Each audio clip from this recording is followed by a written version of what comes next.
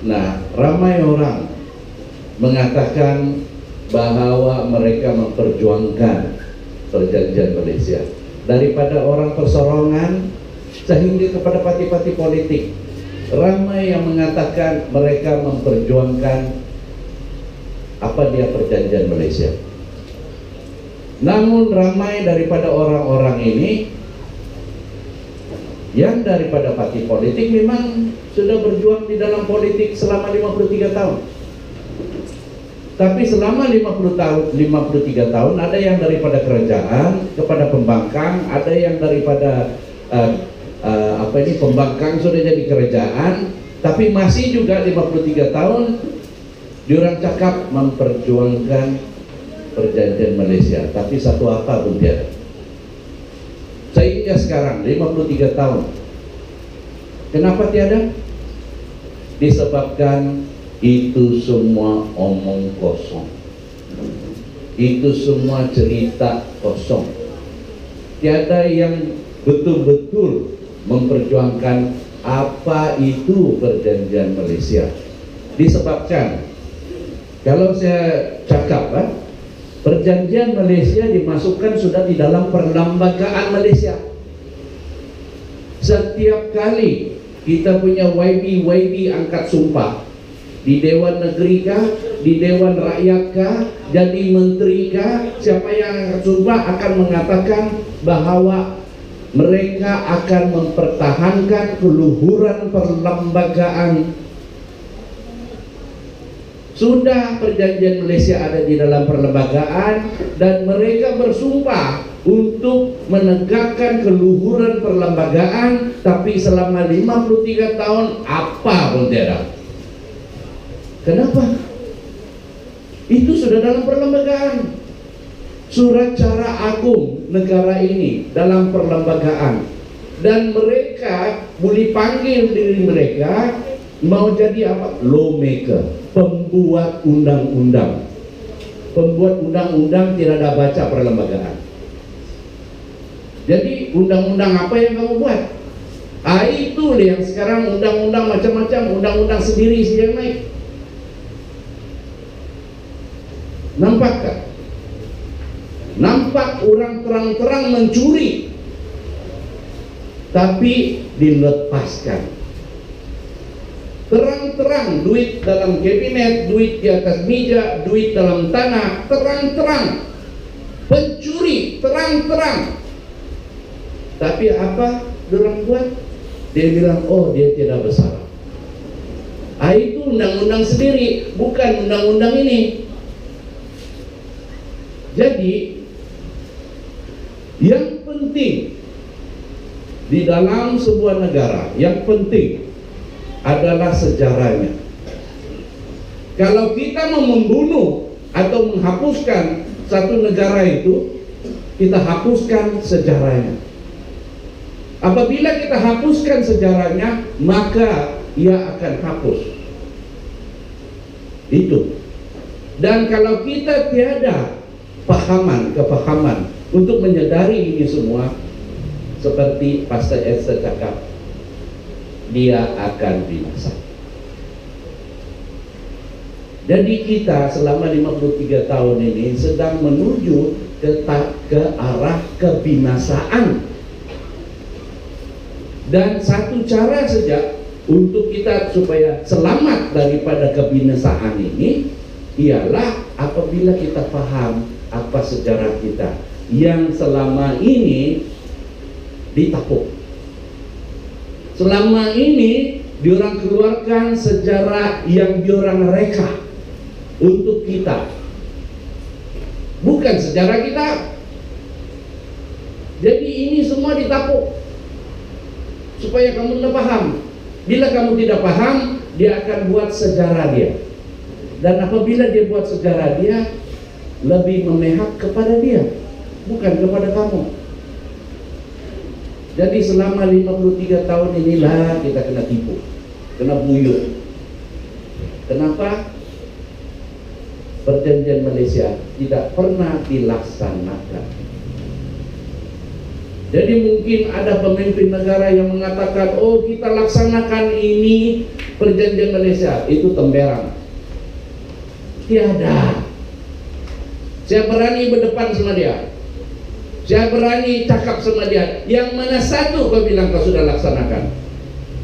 Dan pada hari ini saya ingin memperjelaskan apa dia sejarah kita. Hari ini saya akan bongkar 3 saja daripada 53. 3 saja. Pasal 3 itu mengambil masa 1 jam.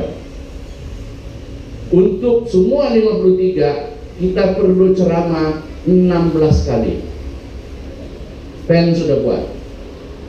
Tapi kita tidak sanggup buat di kampung-kampung. Susah itu. Untuk apa ini? Untuk university, student university pun 1 jam sudah terlalu lama. Dan ini memakan masa. Baru 3 ini akan memakan masa 1 jam.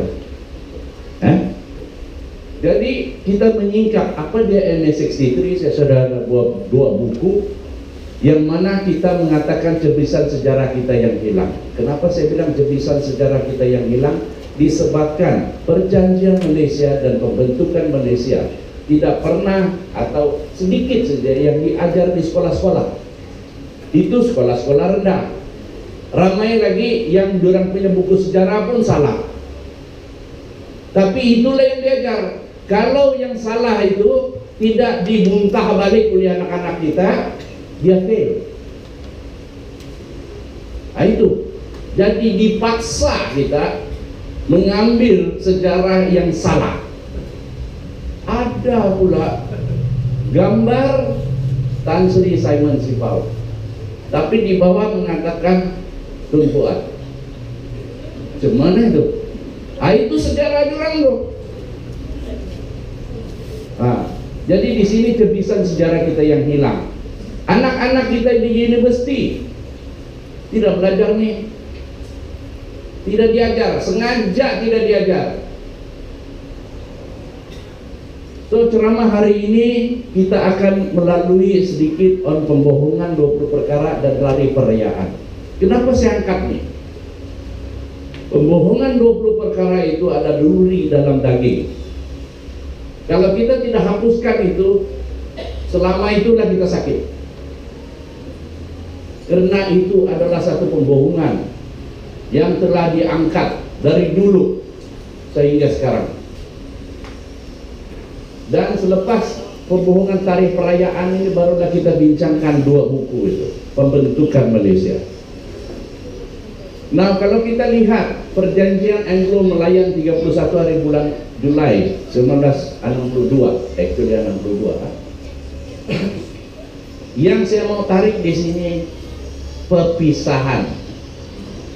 Di dalam perjanjian ini sudah dibincangkan perpisahan. Dan senarai yang kita lihat ini yang 29, ini bukan 20. 29 ini sama dengan 20 perkara. So, berarti 20 perkara itu dapat dari sini. Apa dia 20 perkara itu? Ini dia. Ini memorandum yang dihantar kepada Lord Lansdowne pada 29 hari bulan Ogos 1963. Oke? Dan memorandum ini dibuat oleh 5 parti politik. 5 parti politik di Sabah. Tiada ditandatangani oleh Melayu, tiada ditandatangani oleh British. Cuma 5 parti politik di Sabah yang tidak pernah diundi oleh rakyat negeri Sabah duduk dan buat ini 20 perkara. Oke? Now, 20 perkara ini kita tuntut sama siapa? Itu persoalan pertama. Kita tuntut sama siapa? Sama federal kah? Sama state? Sama federal kah atau negeri? Tidak dinyatakan. So sama siapa kita mau tuntut? Kalau kita lihat agama dan bahasa. Agama dan bahasa, kuasa siapa? Kuasa negeri kah? Kuasa persekutuan? Agama dan bahasa adalah kuasa negeri. Kenapa kita gunakan 20 perkara ini mau tuntut sama persekutuan? Sepatutnya kita tuntut di Dewan Undangan Negeri. Kalau kita mau buat perubahan, bukan ke sana, ke sini. Oke? Dua, dia katakan head of the federation. Dia mengakui di sini bahwa kita membuat tuntutan dengan mengakui bahwa TYT Sabah tidak boleh jadi Duli Yang Maha Mulia Sri Paduka Baginda yang di-Pertuan Agong. Itu yang dituntut oleh 20 perkara. Memang kita punya TYT tidak boleh jadi agung. Pasal apa? Kita punya TYT bukan turunan raja. Kita punya TYT orang biasa saja kena taruh di sana. Jadi dia tidak boleh jadi agung. Jadi kenapa kita tuntut di dalam 20 perkara ini bahwa kita punya TYT tidak boleh jadi agung? Memang tidak boleh. Jadi ini tuntutan orang bilang wasted, sia-sia. Perlembagaan yang sedia ada diterima sebagai asas, tapi dia mau yang baru juga.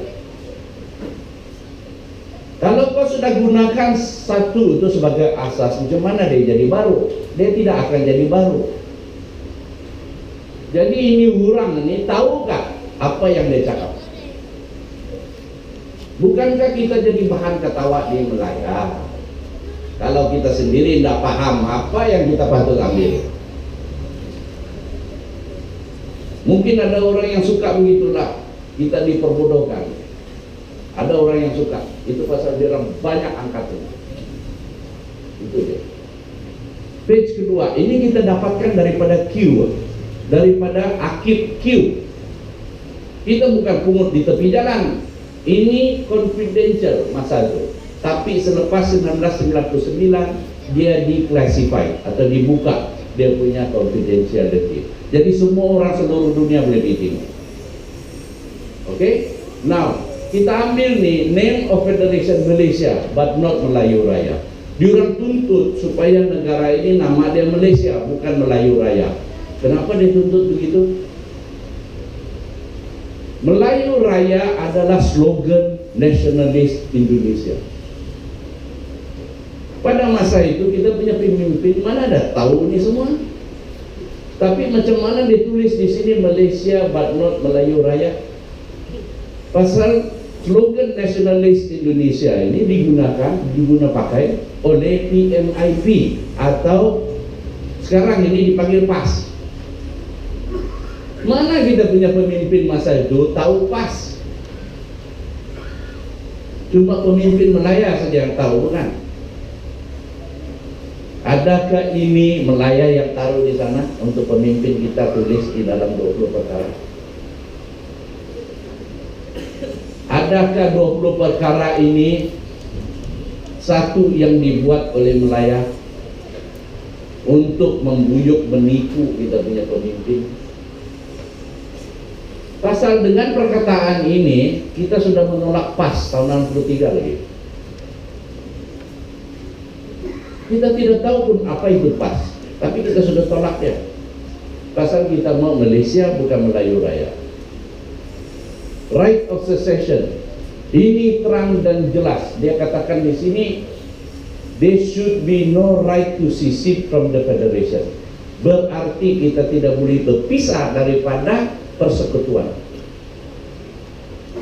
Dia sudah tulis di sini, kita tidak boleh, kita tiada hak untuk berpisah daripada persekutuan. Kita tiada hak. Kita tidak mau bentuk Malaysia ini tahun 63. Kita mau bentuk Persekutuan Borneo. Itu yang kita mau bentuk, bukan kita mau bentuk Malaysia. Tapi kita terpaksa bentuk Malaysia. Kenapa? Pasal Malaya tidak mau bersatu dengan Singapura. Dan British perlu Singapura. Dan Malaya hanya akun merge atau bersatu dengan Singapura sekiranya negeri-negeri Borneo ini dimasukkan ke dalam perbincangan. Jadi kita ini terpaksa membentuk Malaysia. Kita tidak mau bentuk. Jadi kenapa kita kalau sudah kita bentuk, kita tiada hak untuk keluar. Nah, itu permintaan 20 perkara. Kau masuk, kau tidak boleh keluar. Macam juga dalam itu lagu Hotel California. You can check in anytime you like, but you can never leave. Mana ada kita begitu? Oke? Dia tidak boleh katakan sama kita kau tidak hak. Kita punya hak. Itu pasal kita tidak mau angkat ini 20 perkara, dia duri dalam daging. Kau teriak-teriaklah di KL. Bila dia bilang umur 7 kau tidak hak, bah, apa kau teriak-teriak? Kau terima sajalah apa yang ada. Apa kamu mau cakap? Kamu boleh bilang, saya tidak mau kau. Tidak boleh. Ini cakap tidak boleh. Jadi ini ikat kita. Itu pasal diambil 95%, 5% saja kau ambil, senang hatilah kau, bersyukurlah kau. Padahal itu kita punya minyak, bukan dia punya minyak. Nah, itu lagi satu topik besar kalau mau bincang. Macam mana orang tipu, orang tembirang kita, macam mana orang ubah itu undang-undang supaya orang dapat rampok itu dia. Rampok. Bukan saja dia minta dari kita, dia ambil. Artinya dia rampok lah. Nah, ini nomor 10 ini. Ini yang penting. Nomor 10 C. Apa dia cakap di sini? Subparagraf 3 dia bilang should not contain any restriction tied to the citizenship of parents. Berarti tiada halangan, kepada warga negara ibu bapa. Sekiranya anak itu lahir di Sabah, dia jadi orang Sabah. Berarti ini ibu mengandung di Mindanao, dia mau lahirkan sudah anak dia pergi Sendakan, dia lahir jadi orang Sabah.